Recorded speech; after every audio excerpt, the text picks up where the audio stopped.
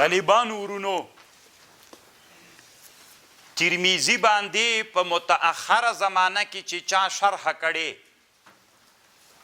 هغه علامه انور شاه کشمیری عرف الشذی نومیږي او دا اصل کې حاشیه ده خو دا داسې خطرناکه حاشیه ده چې د سپړلو هغه لري چې راوسپړل سي علمي خبرې پکې دي نو بیا د ده شاګرد علامه بنوري صاحب معارف السنن په نامه هغه تفصیل کړې ده او د یوه زمانه کې یوه بله شرحه په عرف الشذی باندې یوه بله شرحه سوې د دیوبند علماو کې یو چا کړې او نوې په پاکستان کې هم دا شرحه چاپ سوله ما خپله اخیستلې ده خو طالبانو داسې یو څو شپږو ورځو کې کیدی سي راورسیږي انشاءالله 20 جلدونو کې د ما تیر کال هند کې چې هند کې دیوبند کې چاپ سوله ما غوښتې وه خو له غجې نه کېدله او بیا لکه غټه وله راوړلې سختو بیا دا هم طالبانو د علامه انور شاه کشمیری رحمه الله په هغه باندې سو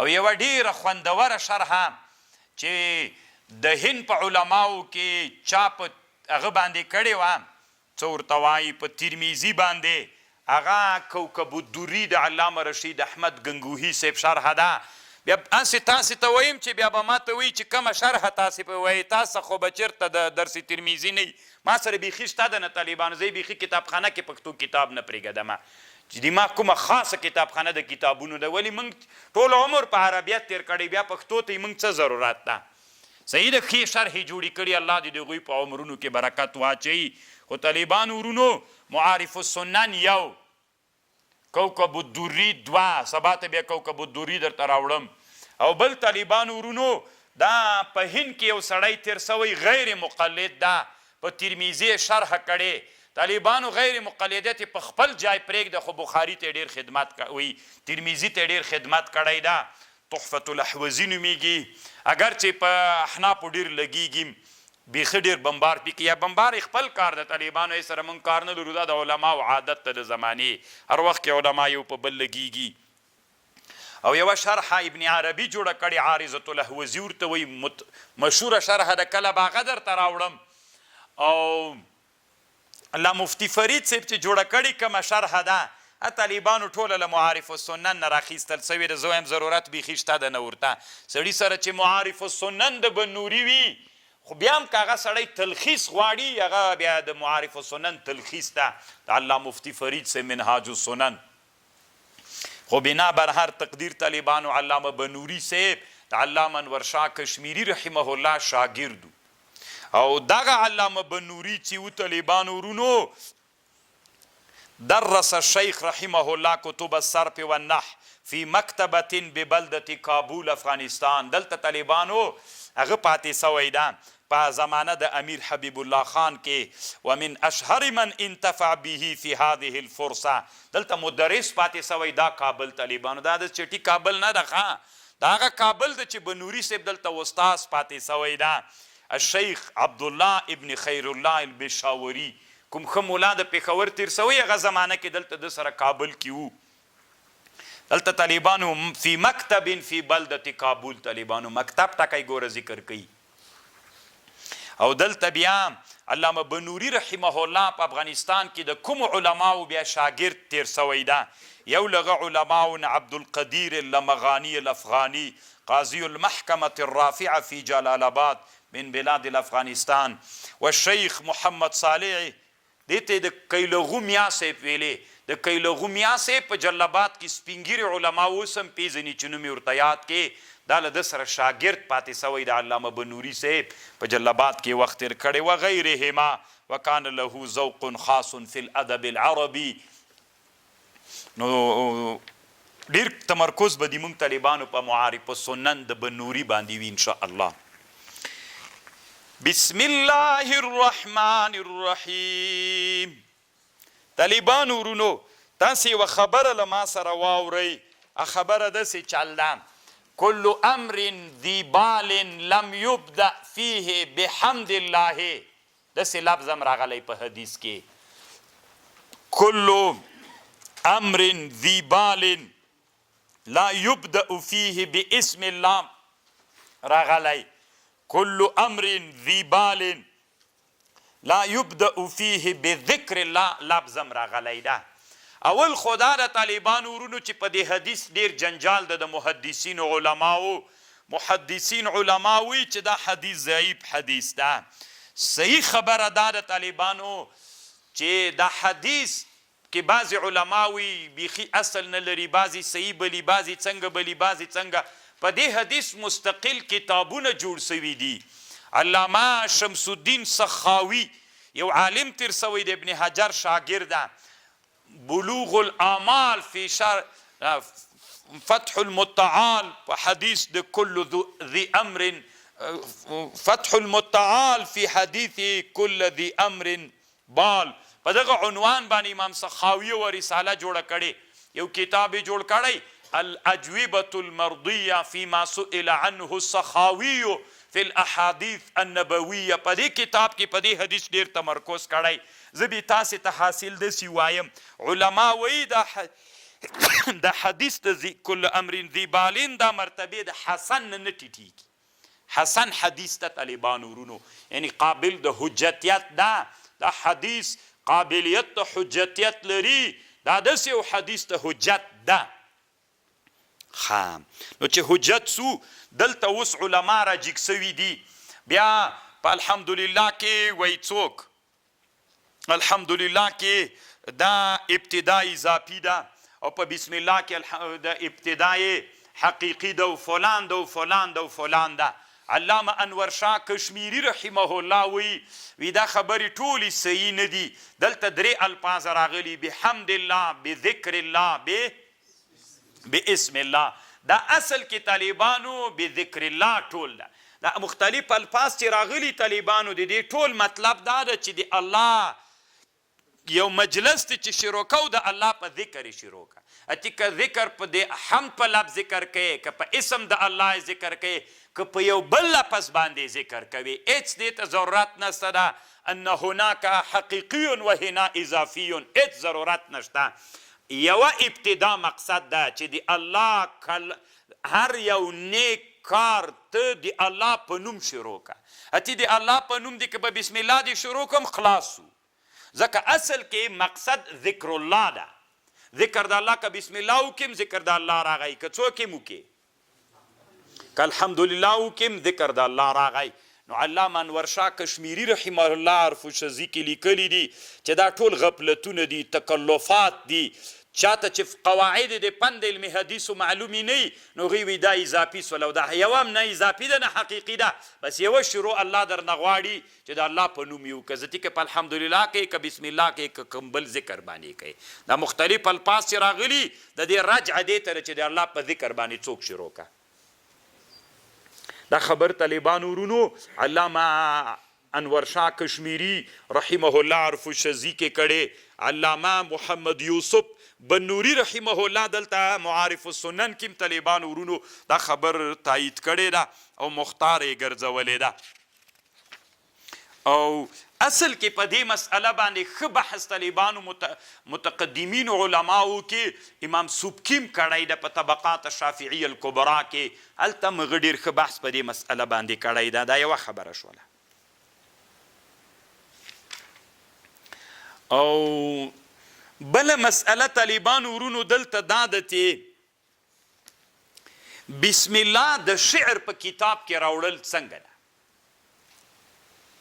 علامه ابن الحجر په فتح الباری کې لیکلی دي چې بسم الله په اول داسې کتاب کې چې هغه د شعر کتاب وي، د شعر د کتاب په اول کې بسم الله راوړل. ځکه ګوره حدیث خو داسې راغی کل امر ذی بال، هر هغه امر چې د شانو د مرتبې کار وي هلته بسم الله راوړي. نو د شعر کتاب کې به بسم الله راوړي که به نه راوړي. امام شعبی وی نه به راوړي، امام زهری وی نه به راوړي، سعید ابن جبیر وای راوړي به، ابن حجر په فتح الباری کې داسې وایي. امام شعبی او محمد ابن شهاب زهری دوی دواړه وی نه به راوړي، سعید ابن جبیر وی راوړي به. طالبانو خطیب بغدادي پرون می څه کتاب درته راوړي، جامع لاخلاق الراوی و آداب السامع. په دې کتاب کې د سعید ابن جبیر خبره نقل کړې او بیا لیکلي چې مختاره خبر دا ده چې څوک به راوړي د شعر په کتاب کې به بسم الله راوړي. دا د سعید ابن جبیر خبره مختاره ده او دا د جمهور علماو رایه ده. ابن حجر هم لیکلی دی او خطیب بغدادي هم لیکلی چې دا مختاره خبره ده. خو طالبانو تر ټولو نه ښه خبره علي قاري صاحب کړې. علي قاري صاحب په مرقات کې یوه ډېره خوندوره خبر کړې. مرقات کې علي قاري صاحب داسې لیکلی دي راځئ د دوه لوی علما د اسلامي امت امام شعبي و محمد ابن شهاب زهري دا یو طرف ته دي، سعید ابن جبیر بل طرف ته د محاکمه به وکړو چې شعر ته د کلام حسنه حسن وقبیحه قبیح.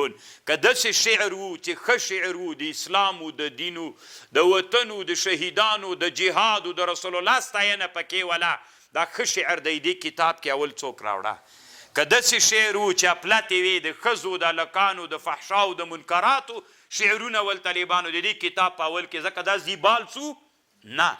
دغه محاکمه طالبانو علي قاري صاحب په مرقات کې کړې چې دلته علامه عبدالرحمن مبارک پوری ترېنه په تحفة الاحوزي کې راوړې رحمه الله.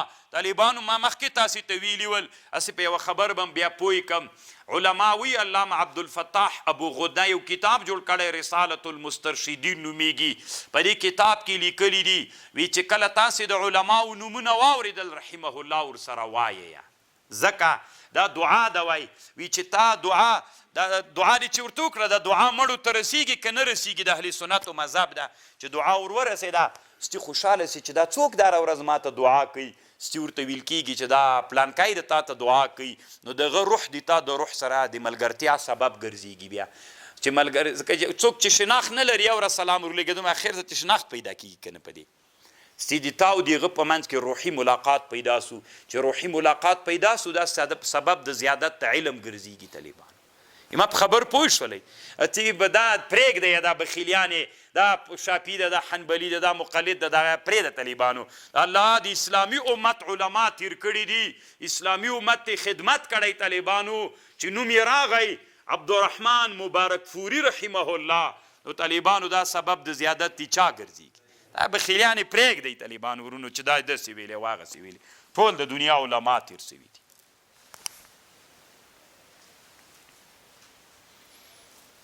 نو دا ډېره ښه محاکمه سوکئ تاسو ته. ښه اوس به طالبانو ورونو مونږ او تاسې خپل سند یو وارې وصل کړو د ترمیزي له سند سره که نه طالبانو ورونو. اوس خو دلته امام ترمیزي وایي اخبرنا شيخ ابو الفتح عبد الملك بن ابي القاسم عبد الله بن ابي سهل الهروي الكروخي. طالبانو ورونو د ترمیزي نه د موږ نه تر ترمیزي پورې دا سند چیرې ده ورته متوجه سئ طالبانو. زه وایم طالبانو ورونو سمیع لنډه به ویم چې وخت کم د طالبانو ورونو زه وایم خو طالبانو د موږ درې تحویل دي. خام زه وایم قد حصل لي الاجازه والقراءه والسماع. بیا وروسته موږ بخاري کې وایو درې شیه دي طالبانو سماع قراءت و اجازه درې واړه طالبانو ما ته حاصل دي عن سيدي ووالدي وانموذج السلف الصالحين الشيخ عبد الرشيد رحمه الله چې د موږ والدو طالبانو ورونو ما ته د احادیثو اجازه و قراءت و سماعت ټول د خپل والد رحمه الله نه حاصل ول چې خپل وخت کې د احادیثو ډیر خدمت وکړ او الله عز وجل په زرګونو انسانان الله عز وجل د شاګردان تیر کړل او خوشحاله په دی و چې نوی چې والد رحمه الله فارغ سوی و نو د علامه بنوري رحمه الله یو شاګرد محمد امین اورکزئی نومیده د علامه بنوري خاص شاګرد پاکستان کې پاکستان فوج د مدرسه بمبار کړله. نو ډیر ښه مولاو طالبانو په پښتنو کې یعنی یو له هغو علماو نه و چې بیخي ډېر ښه مولا ډېر کتابونه یې جوړ کړي دي. والد صاحب 3 کاله له ده سره مدرسه کې استاذ پاتې سوی و او ډېر محبت د هغه ورسره و د دم مفت درس یې کړی و. ولس کال وروسته بیا والد رحمه الله بی اجرته درس کړی 20 کاله ټول به تقریبا 40 کاله پورې درس کړی نو په دې کې تقریبا 20 کاله ټول درس طالبانو بی اجرته سوی وو. الله عز وجل د الله د دین خدمت ترنه اخیستلی وو. په زورګونو شاګردان طالبانو الله عز وجل نصیب کړي وو او موږ سره په علمي میدان کې خپل والد رحمه الله ډیر خدمت کړي وو. الله دې اعلی علین د جای وګرځي. او تنا اجازه طالبانو وبالاجازه التي حصلت لي عن شيخ عبد الستار جان نور الله مرقده وعن شيخ عبد السلام الفقير. طالبانو بیا والدنا قراءت و سماعت و قراءت درې وړه ثابت دي. عبدالسلام شیخ صاحب اجازه ده او عبدالستار شیخ صاحب چې د موږ د کورنۍ یو بل لوی محدث وو او د زرګونو بلکې لسګونو زر انسانانو استاذ پاتې سوی وو. نو هغه ته الله عز وجل دیغه اجازه د حدیثو ماته حاصله ولا. قالو دا درې واړه وایي ما د اجازې دوه استادان قراءت و سماعت او قراءت و سماعت اجازه د درې واړو وزه د درې واړو روایت کوم. حصلت لنا الاجازه والقراءه عن شيخنا عبد القدوس جان الكابولي الموسوي چې دا د مونږ ترو او د عبدالستار شیخ صاحب عبدالسلام شیخ صاحب د ما د والد رحمه الله د درې واړو استاذ د علم حدیث وو. هغوی دا درې واړو احادیث له دوی نه ویلي ول. قال حدثنا مولانا سلطان جان المیدانی البادامی. دا طالبانو د میدان وردګو ولایت یو محدث عالم وو علامه سلطان جان المیدانی البادامی. بادام په نرخ ولسوالۍ کې راځي کنه. دلته یو مشهور علاقه ده. دلته یو محدث تیر سوی وو چې دا د موږ د شیخ عبدالقدوس جان رحمه الله استاذ وو.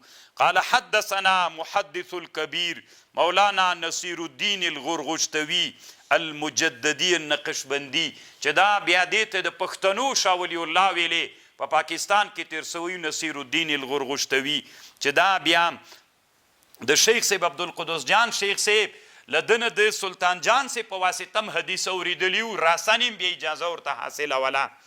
قال حدثنا قمر الدين البنجابي قال حدثنا احمد علي السهارنپوري قال حدثنا شاه محمد اسحاق الدهلوي وحصلت له الاجازه والقراءه من شيخ الاجل عن الشيخ شاه عبد العزيز وحصل له الاجازه والسماع والقراءه من والده الشيخ ولي الله ابن الشيخ عبد الرحيم المحدث دهلوي. نو طالبانو ورونو دای مونږ سلسله د نسب د ګوري د حدیثو د استادانو سلسله مشوله. نو دې ته طالبانو حاوي تر شاولی یو سند مو تر شاولی الله صاحب را ورسید. پوه شولې دلته به طالبانو داسې وایو ها لکه ګوره یو چوک ته له دې جنم داسې لار راغله چوک ته دلته به ودرېږي اوس به بله لار را شروع کړي اوس ها بل سند شروع کړو. زه بیا وایم طالبانو وحصل لي الإجازة في الدار العلوم بالديوبند عن شيخ نعمة الله بحر العلوم. زه چې کله هند ته تللی وم هلته ماته چې کومه اجازه حاصله وه هلته بیا اجازه وه طالبانو قراءت السماعت نه ده. عن شيخ نعمة الله بحر العلوم رحمه الله قال حدثنا أغوي نعمة الله بحر العلوم حدثنا سيد حسين المدني عن مولانا شيخ الهند محمود حسن الديوبندي قال حدثنا الإمام الكبير محمد قاسم النانوتوي وإمام المعرفة واليقين رشيد أحمد القنقوهي وهما يرويان عن شيخ عبد الغني المجددي عن شاه محمد إسحاق الدهلوي عن إمام شاه عبد العزيز الدهلوي عن الإمام شاه ولي الله الدهلوي. دا سندم طالبانو د دوی خاندان ته راورسید شاه ولی الله صاحب بل سند طالبانو ویو. ها وحدثني والدي زوايم وحدثني والدي وسيدي عبد الرشيد رحمه الله قال حدثنا شيخ سيد قريش المرداني. دا د موږ د والد صاحب استاذ طالبانو سيد قريش بابا د مشهور علماو نو د پاکستان. قال حدثنا الشيخ محمد إدريس كان دهلوي صاحب التعليق الصبيح بمشكات شرح کړي د تعلیق الصبيح نوميږي. قال حدثنا الشيخ خليل أحمد الأيوبي المهاجر المدني دا یو کتاب جوړ کړی ابو داود باندې شرح دا بذل المجهود نومیږي. عن شيخ مظهر العلوم مولانا مظهر نانوتوي عن شيخ محمد إسحاق الدهلوي ويروي شيخ محمد إدريس كان دهلوي أيضا عن إمام العصر محدث الهند الأكبر الشيخ شاه محمد أنور الكشميري. دام طالبانو د اسلامي امت یو لوی عالم ترسوي چې مونږ په دې افتخار کوو چې مونږ په شاګردانو کې راځو د مونږ د حدیثو د سلسلې استاد راځي طالبانو انور شاه کشمیری صاحب. بیا به یو ورځ چېرته مناقب درته ووایم، اوس د طالع وخت کم ده. یوه خبر به د په مناقبو کې ما په دیوبند کې یو کتاب جوړ پیدا که نفحة العنبر نومیږي. په مناقبو د 12 ورځو کې ټول فتح القدیر کتلی. دا داسې وړه خبر نه ده. یو ورځ دومره خطرناکه مولاو طالبانو ورونو و یو ورځ جامع دارالعلوم دیوبند الله مو دیوبند ته ورولله طالبانو. دیوبند داسې مدرسه ده ښه زوړ دیوبند. اوس خو دیوبند دومره غټ د 3 جمع پکې کېدې. زه چې تللی وم 3 جمع پکې کېدې. ټول طالبان یو وخت کې نه جهېدل بیل بیل جمعه. اصلي دیوبند داسې ده.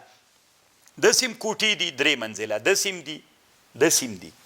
دا طرف چې ده دلته یوه غټه دروازه ده داسې رواق ده داسې لکه د هلمند د قلعه بست دیوال سره داسې یو رواق. اوس خو یې په هغه کې هغه جګې کړي د هلمند په رواق کې منځ کې خښتې چې راونه غورځېږي که نه منځ خو اخلاص ده د رواق. غاټ رواق د طالبانو داسې سپین رنګ. نور د دیوبند مدرسې دا رنګ داسې سوربخونی غوندې رنګ ده داسې پیر منځ کې ګلانو چمن ده. او دغه رواق چې د دیوبند اصلي دیوبند لویه دروازه ده دا په سپین رنګ باندې طالبانو رنګ ده او په تور رنګ باندې لیکلي دي باب الظاهر. دا هم د افغانانو افتخار د طالبانو ظاهر شاه ورته جوړه کړي. کله چې ظاهر شاه دیوبند ته تللی هند ته هغه زمانه کې دی ورته جوړه کړي. اوس هم طالبانو همغه دروازه اوس هم سته باب الظاهر نومیږي. نو بیا دې هم طالبانو الله وبخي که نه اسلامي امت او د اسلامي شاعرو یو لویه نښه هلته په دیوبند کې پاتې. نو کشمیری صاحب طالبانو یو ورځ 3 منزل کې و کتاب یې کتلی و ستړی سوی و داسې دا کټاره نه وي دې نه باندې داسې راوتلی داسې ولاړ ده لکه چې دې نه باندې کټاره غوندې دې خواته وتلي. نو مفتي شفیع صاحب په دې زمانه کې په جامع دارالعلوم دیوبند کې استاذ د جامع درسي. جامع څه ده دا درسي دا د شاګرد مفتي شفیع صاحب د معارف القرآن مولا. نو هغه داسې را روان ده کته منزل کې دی 3 منزل کې ده. مفتی شفیع صاحب خواته راځي د کشمیری صاحب خواته راځي انور شاه کشمیری صاحب پاس نه غږ پې وروکه وایي شفیع چېرته ځې شاګرد یو که نه وایي شفیع چېرته ځې وایي دلته په جامع کې یو ځای ده نه پې پوهېږم ده ته راخته ورته ویلې وایي پلانکی ځای به انور شاه کشمیری صاحب ورته ویلې وایي پلانکی ځای به وایي و همغه ځای ده وایي خو 12مې حاشیې حل کړی که وایي زه پې پوه نه سوم دغلته ودرېږه د دې جنې د یاده حاشیه ورته وویلې تنا چې کشمیری صاحب حاشیه په خوله ورته ویلې طالبانو هغه پوه شوم ستې بیرته لاړو طالبان. الله عز وجل دومره ډېر کشمیری صاحب ته به یې روانه کتابخانه ویلې یعنې داسې کتابخانه چې داسې کتابخانه دی ویلیدلې چې روانه کتابخانه خو جای په جای دی وایي کشمیری صاحب ما به یو غټ جل کتاب راواخیست له اول نه به مې تر اخره وکته نوې مسله به مې نه پکې پیدا کوله. دومره ډېره مطالعه کشمیری صاحب کړې. نو دام طالبانو دی منگو تاسی استازانو کی راضی امام العصر محدث هند الاکبر الشیخ الشاه محمد انور الکشمیری. زی طالبانو بیا دیریتم ورغللما دیوبند مدرسې مخته یوه دیره ده چې دا لوی علما د دیوبند مدرسې پکې دفن دي داسې تقریبا 100 یا 200 متره لرې د دیوبند مدرسې نه بله لویه ادیره ده تنا د کشمیری صاحب د خاندان دپاره ده دی دا زمنی دی انظر شاه کشمیری د ښځه ده لمسیانې دي اولادونه دي هغه هلته پکې مدفون دي.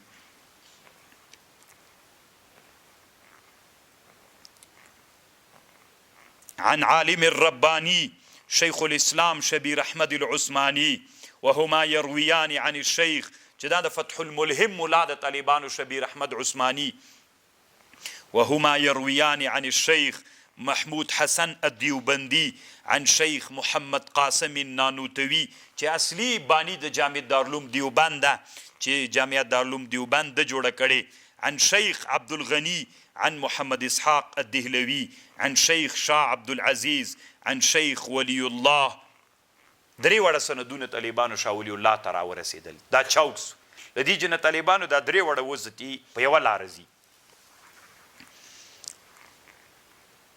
قال حدثنا الشيخ أبو الطاهر محمد بن إبراهيم الكردي المدني قال أخبرنا والدي الشيخ إبراهيم الكردي قال قرأت على الشيخ أحمد القشاشي قال أخبرنا أحمد بن عبد القدوس أبي المواهب الشناوي قال أخبرنا الشيخ شمس الدين محمد بن أحمد الرملي عن شيخ أحمد زكريا ابن محمد الأنصاري.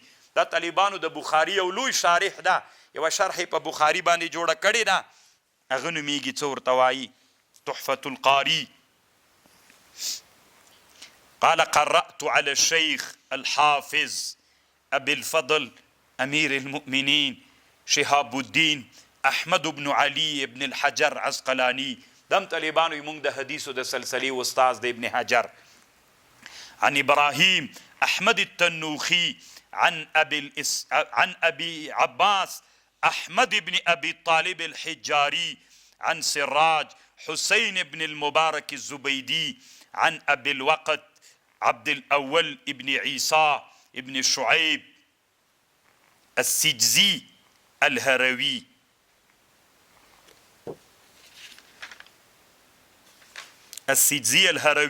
عن شيخ أبي الحسن عبد الرحمن بن مظفر الداودي عن شيخ عبد الله ابن أحمد السرخسي. ترمذي ته اوس خبر راورسېده طالبانو عن امام ترمذي قال ترمذي اوس وایي اخبرنا الشيخ ابو الفتح عبد الملك ابن ابي القاسم عبد الله ابن ابي سهل الهروي الكروخي. طالبانو ورونو ترمذي اوله شروع طالبانو په افغانانو باندې وکړه.